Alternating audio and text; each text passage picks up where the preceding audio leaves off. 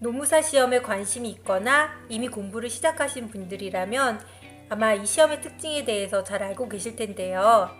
공인노무사 시험은 1차 객관식 절대평가, 2차 주관식 상대평가로 이루어져 있습니다.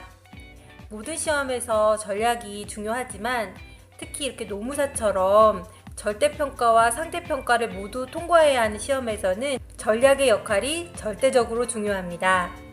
2차는 공부를 할수록 유리하지만 1차는 어느 수준까지만 공부해야 해요. 1차는 95점을 맞든 65점을 맞든 똑같습니다.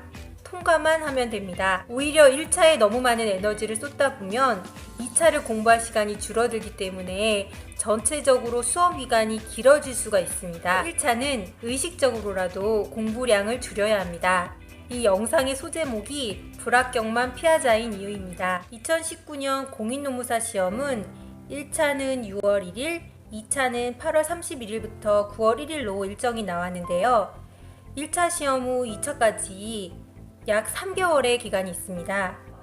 공부를 시작하기에 앞서 2차까지 고려한 학습 스케줄이 짜여져 있어야 합니다. 학습 스케줄은 전업 수험생이냐 아니냐에 따라 달라질 것이고 전공에 따라서 각 과목당 투자해야 되는 시간도 다를 거예요. 이 부분에 대해서는 전문 강사분들이나 학원가의 자료를 통해서 잘 알 것이라고 생각하고요. 저는 여러분들이 각자의 상황에 맞는 스케줄을 잘 짜셨다는 전제하에 구체적으로 문제풀이를 어떻게 진행하면 좋을지에 대해서 이야기를 해보도록 하겠습니다.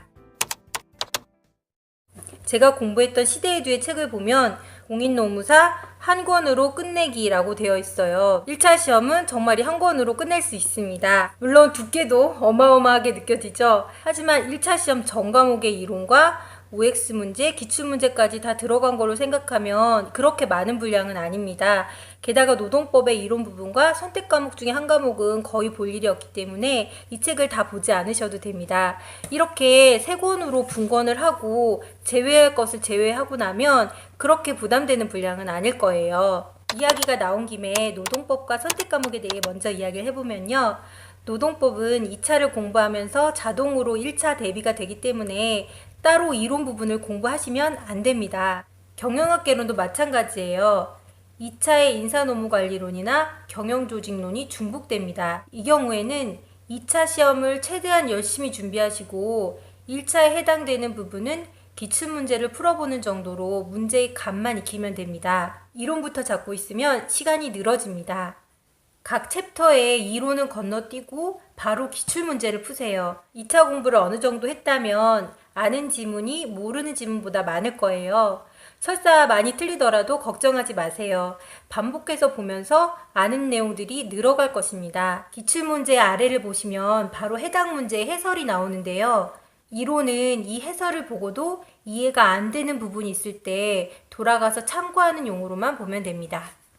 다음으로 민법과 사회보험법에 대해 이야기를 해볼게요.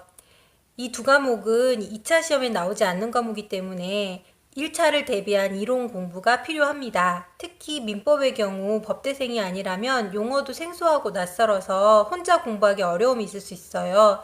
이런 경우에는 동영상 강의를 들어보시는 걸 추천합니다. 전업생인데 규칙적으로 좀 체크해주는 게 필요하다 하는 경우가 아니라면 1차 시험의 경우에는 실강을 들을 필요는 없는 것 같습니다. 중요한 것은 이론을 공부할 때도 늘 효율성을 염두에 두어야 한다는 거예요.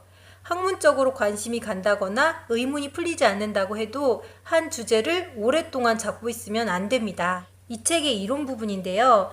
기출문제의 보기 지문을 기출 연도와 함께 표시해서 중요 기출 표현을 알 수 있도록 하고 있어요. 반복 출제된 내용은 매우 중요한 것입니다. 이런 것은 완벽하게 내 걸로 만들고 중요하지 않거나 도저히 이해가 안 되는 부분은 빠르게 넘어갑니다. 버릴 걸 버리는 게 능력이에요. 강약을 두면서 입체적으로 공부해야 돼요. 처음부터 내용을 외우려고 들면 안 됩니다. 아, 이런 내용이 있구나. 이런 데서 기출이 되는구나. 이런 게 중요한가 보다. 이런 정도로 읽으면서 넘어갑니다. 이렇게 이론을 쭉 본 후에 바로 해당 부분의 기출문제를 풀면서 실력을 다지는 거예요.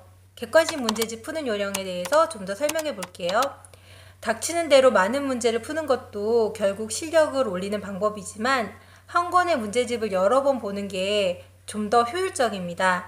공부법으로 5회독, 10회독 이런 이야기를 들어보셨을 텐데요. 처음부터 끝까지 5번, 10번 본다는 의미가 아닙니다. 중요한 부분, 체크했던 부분, 핵심 내용을 중심으로 해서 눈에 바르는 과정이에요. 그래서 책을 볼 때는 다음에 볼 것을 생각해서 필요한 내용에 체크를 해두는 겁니다. 여기 문제 하나를 예로 들어볼게요. 문제의 지문 하나하나를 내가 아는 것, 모르는 것으로 분류한다고 생각하고 확실히 아는 부분은 그냥 두고 몰랐던 부분만 바른 문장으로 바꾸어서 표시하는 겁니다. 표시는 해설 부분에 해도 좋고 해당 지문에 표시해도 좋습니다. 다음에 볼 때는 표시된 부분만 봅니다.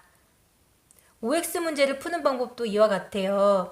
OX 문제는 지문 하나하나가 분리되어 있으니까 표시가 더욱 쉽겠죠? 문제를 풀면서 기본적으로 너무 많은 고민을 하지 않는 게 좋습니다. 헷갈린 문제는 시험장에서 또 헷갈리니까 표시를 해둬야 되고요. 공부를 할 때는 한 문제를 더 맞추는 게 중요한 게 아닙니다. 이 지문을 내가 정말 아느냐, 모르느냐가 중요하죠. 오히려 찍어서 맞추고 모르는 걸 아는 걸로 넘어가면 그게 더 문제입니다. 너무 꼼꼼한 나머지 전체적으로 다시 안 보면 찜찜해 하시는 경우가 있는데요. 한번 확실히 맞췄던 문제는 다음번에 볼 때도 분명히 맞출 수 있습니다. 그리고 너무 어려워서 이해가 안 되거나 잘 나오지 않는 부분은 과감하게 넘기시는 게 공부를 잘하는 요령이에요. 공부에서는 통합성이 매우 중요한데요.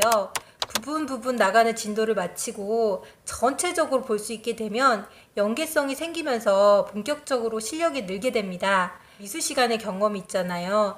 전체적으로 스케치를 하고 옅은 색부터 칠하면서 명암도 넣고 그렇게 전체적으로 그림을 완성하죠. 이렇게 한 구퉁이부터 완벽하게 그리고 난 다음에 또 다음 기퉁이로 넘어가고 그러지 않잖아요. 그러니까 최대한 빨리 처음부터 끝까지 본다라고 생각을 하시고 연계성을 만든 후에 통합적으로 이렇게 반복해서 보는 게 실력을 늘리는 데 되게 좋거든요. 이렇게 통합적으로 과목을 훑어볼 수 있는데 되게 최적화된 교재가 연도별, 과목별 기출문제 해설집이거든요. 그래서 저는 그 한 권으로 끝내기와 더해서 이 기출문제 해설집을 병행해서 보는 방법을 추천드려요. 이거는 꼭 진도를 나가야겠다라는 생각보다는 내 실력을 체크해 본다라는 생각으로 풀어보시면 좋을 것 같고요. 저 같은 경우는 이 문제집을 되게 아껴서 봤던 기억이 나거든요. 기출문제를 활용해서 실전 감각을 그대로 느낄 수 있는 가장 좋은 수단이기 때문이에요.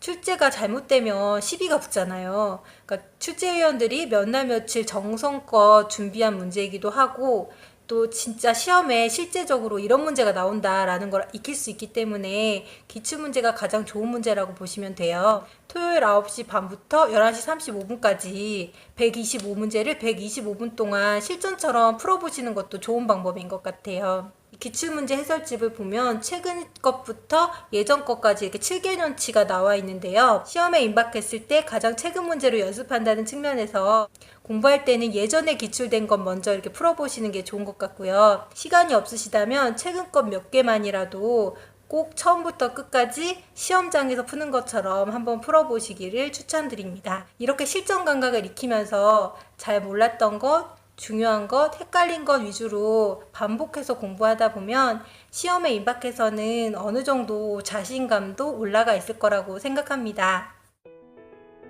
지금까지 공인노무사 1차 문제풀이법에 대해서 이야기를 해봤는데요. 제 경험에 비추어서 몇 가지만 당부드리고 싶어요. 첫째, 완벽주의 버리기.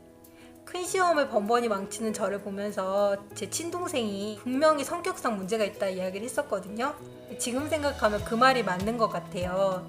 제가 모르는 부분을 그냥 잘 못 넘어가는 성격이거든요. 이게 공부하는 데에서도 시험장에서도 가장 큰 적이라는 걸 나중에 알았습니다.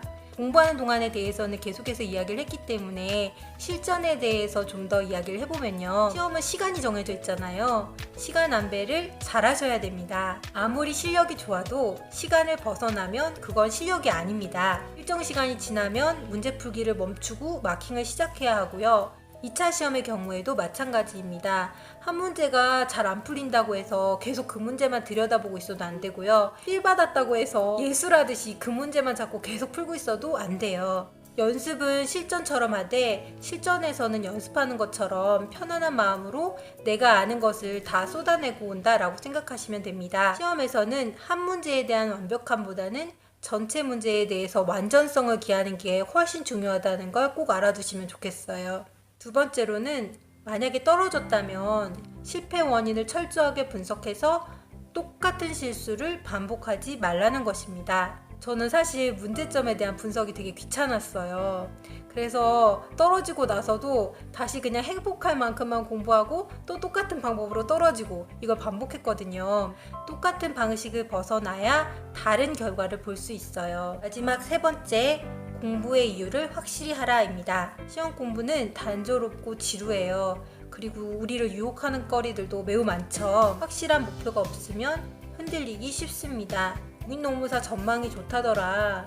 사시 공부해봤으니까 좀 할만하겠지. 이 정도 이유로는 부족해요. 장차 여러분들의 직업이 될 일이고 공부하는 데 2차까지 길게는 몇 년을 투자해서 해야 하는데 그렇게 막연한 환상만 갖고 발을 담그기에는 경쟁률만 올려주는 꼴이 되기 쉽거든요. 생각해보면 저도 되게 무모했던 것 같아요. 시험의 난이도를 떠나서 어떤 시험이든 시험을 대하는 자세와 요령이 매우 중요합니다. 목표를 확실히 하시고 전략적으로 공부하셔서 빠른 시간 안에 꼭 합격하세요. Okay.